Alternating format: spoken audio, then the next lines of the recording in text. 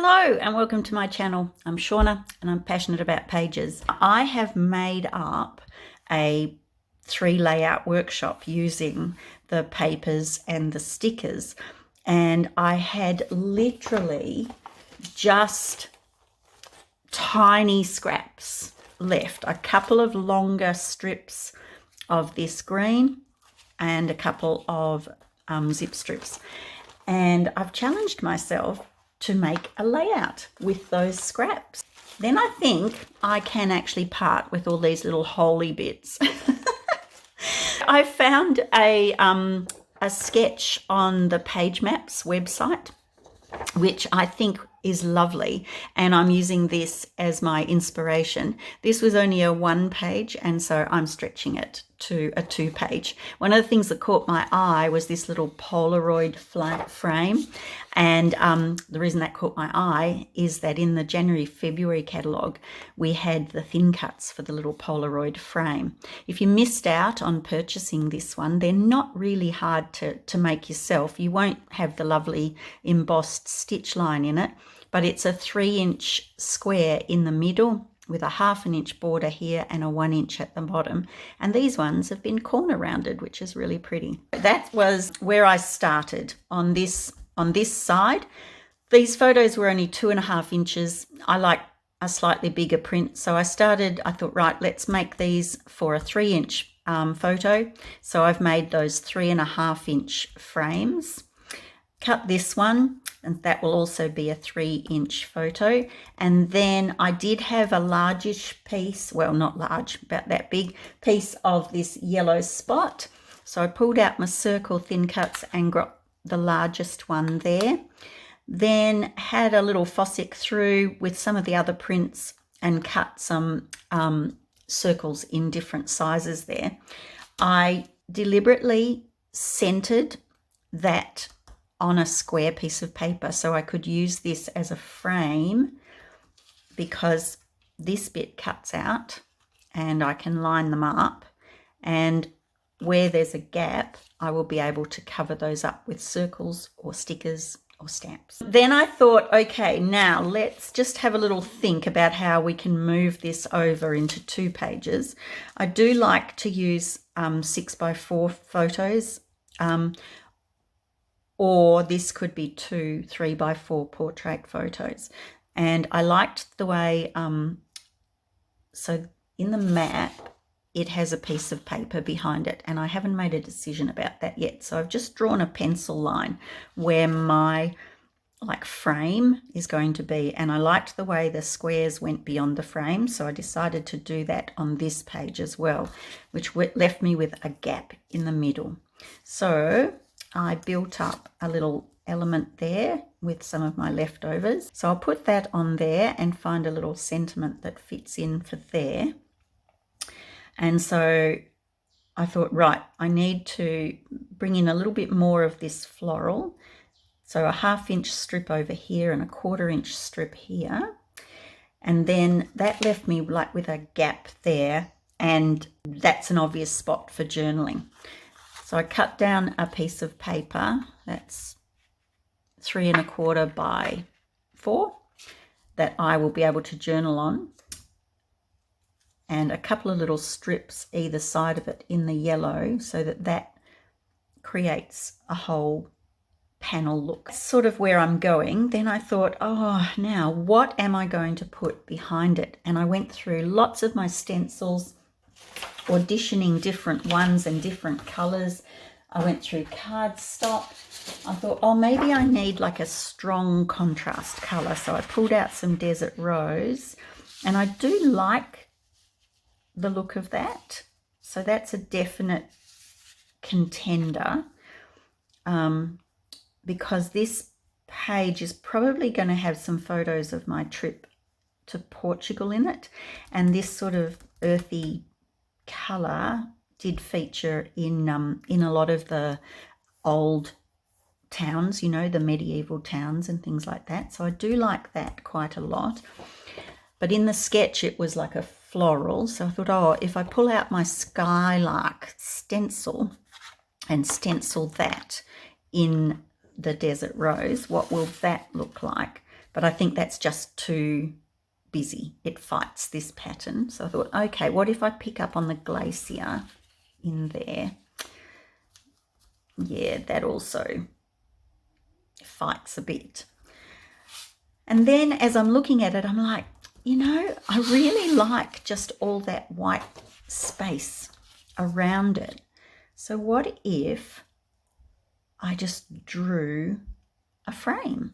Now, when I'm working with lines like this, I like to draw towards myself. I can get a better line. I'm not going to rule it because I'm actually going to do a couple of lines here. I have drawn a pencil line, but I'll be able to erase that later, all right? And I don't mind if I go a bit wobbly, okay?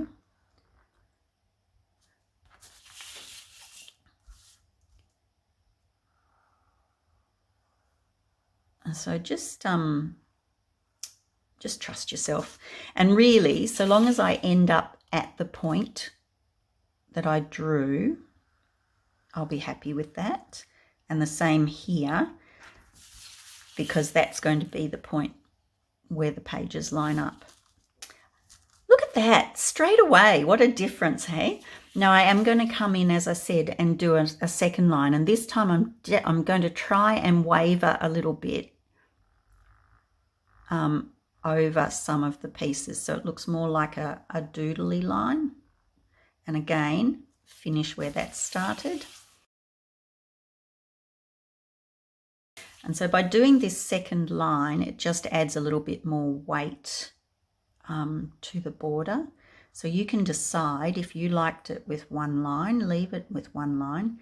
And if the thought of doing this freehand just gives you heart palpitations, grab your ruler and do it with the ruler. Here we go. So I've got all my photo mats glued down, the line finished.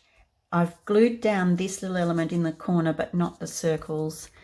I've added the top and bottom to the journal box, but haven't glued that down. And then in my original plan, or in the sketch, the edge of that piece of paper had some strips that were slightly longer than the piece of paper. I still want to put the colour there, but I've decided that they actually need to be the same side for my same size for my layout. And then I want to bring in a little bit more of the blue, the glacier, into this layout. And I like a bit of sparkle. So I thought I would use some shimmer trim alongside these sage floral strips. Now we don't have a glacier shimmer trim. Glacier is that color, but we do have mist. What I like to do is peel it off and just tack it onto my mat. Cut through the tape, and I've still got a tail. And while I'm here, I'll do one for the other side. Do the same thing. It's only just sort of tacked onto this mat, and the glue doesn't usually transfer, but if it does, I'll use my rub and erase on that to get that off. Now, to glue this down, I need to use glue dots now because they play really nicely with glitter paper. The teeny tiny, the 1/8 of an inch glue dots, and they'll nestle into the gaps in the glittery paper and hold this strip on nice and fast. So I think I'll put like 4 or 5 dots along it just to be sure. And then if I line this up with that same line, that'll cover up the boo-boo I made.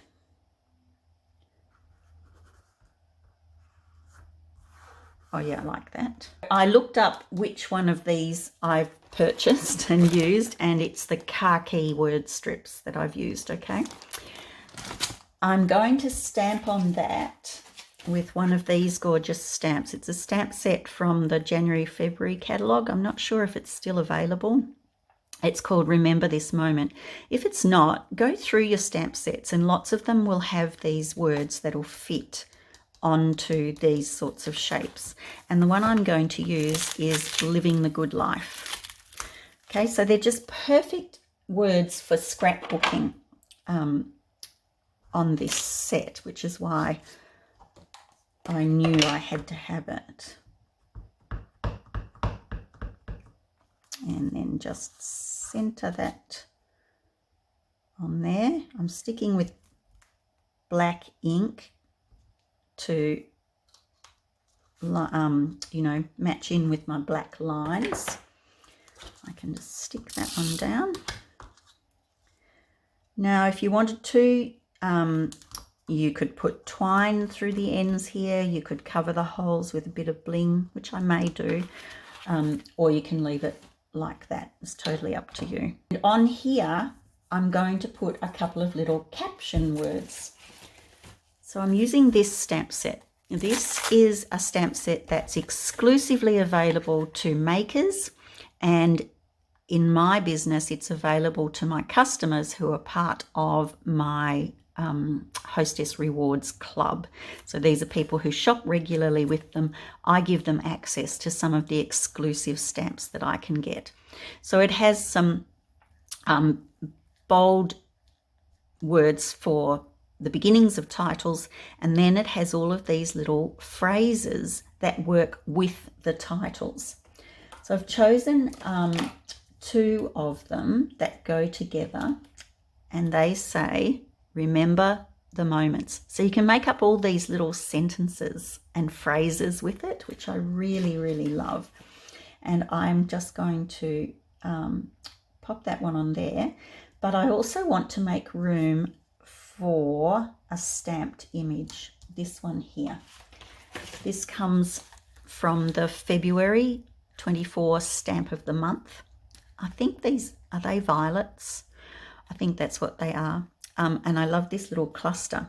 I considered colouring them in, but I think I've got so many different colours and patterns going on in that little cluster that leaving them just outline, black on white, makes them stand out more than if I was to colour them in. I'm looking at this, and because I've done it white on white, it's not like the defined edges aren't showing, and I'm tossing up whether to frame that or not. It's the same width as this box here, but first of all I'm going to try using some more of the flowers from this set to decorate a little bit more. So I'm thinking I want to bring in a third lot of this little blue butterfly print, and I want to bring this khaki colour over here as well.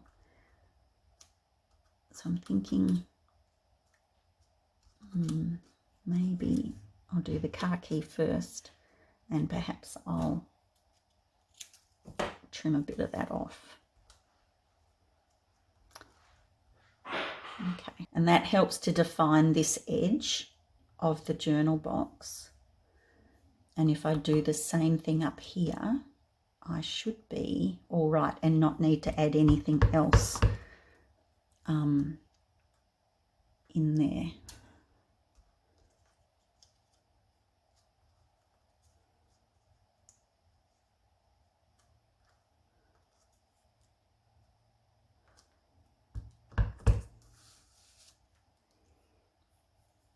Let's take this one out as far as I can go and bring another one in a little bit further down, see how we go with that.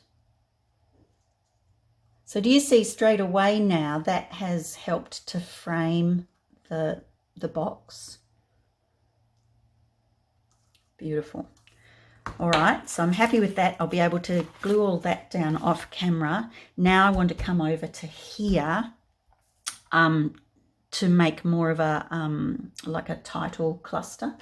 So I've gone back to the dimensional storytelling set, and I've got story, and every photo has a, and I think that is going to look good there. So what I did with the story was I stamped it in black ink. Then I grabbed out my tri-blend marker chart to find a colour that was close to the colour on this print, and I decided that the aqua blue was a good choice, and I only coloured in the shadow bit. Do you remember doing this lettering at school? It was so fun.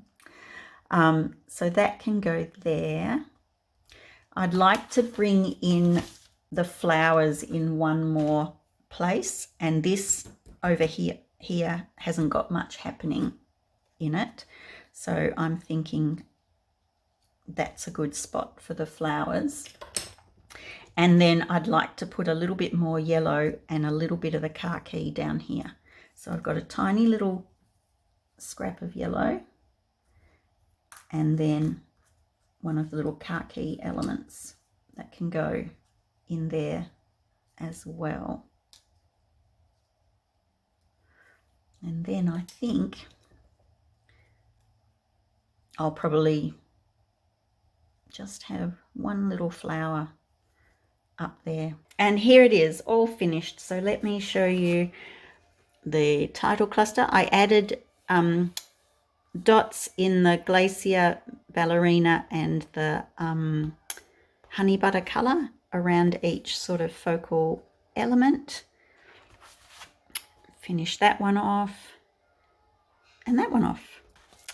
Okay, I'll have everything I've used listed in the description, along to links with my social media where you'll be able to see close-ups of each of the elements of the page. And I hope it's inspired you to pull out some crafty goodness and get scrapping. Bye for now.